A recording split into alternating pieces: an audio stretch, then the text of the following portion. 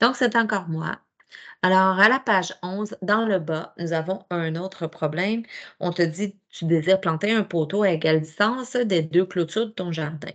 Vous voyez ici, les deux clôtures de mon jardin forment un angle. Donc, si on veut être à égale distance de ces clôtures-là, à égale distance, ça veut dire être au milieu.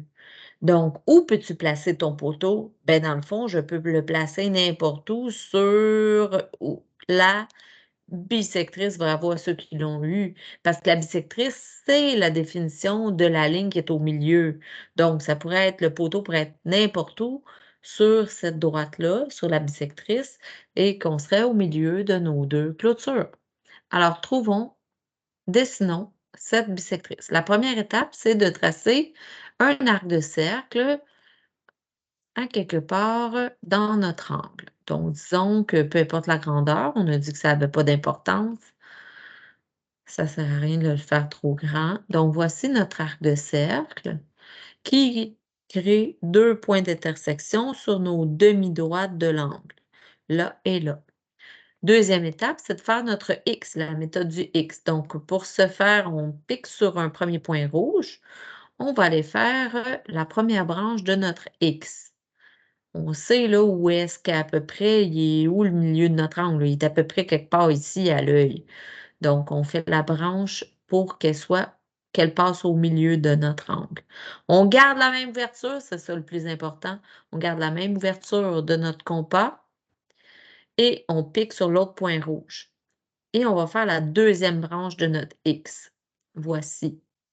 Et ça crée un point d'intersection au milieu de notre X.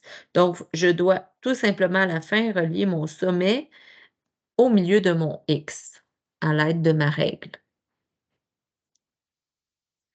Donc, je dois relier ceci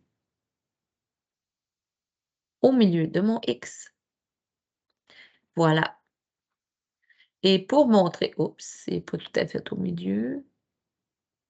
Voilà. Pour montrer que nous sommes au milieu de notre angle, on doit laisser des traces. Donc, pour montrer qu'on est au milieu, je dois mettre un S parce que c'est l'axe de symétrie. Autrement dit, si j'étais capable de plier là, ma feuille sur la ligne bleue, ben, je verrais que... Attendez, je vais prendre une autre couleur que ça.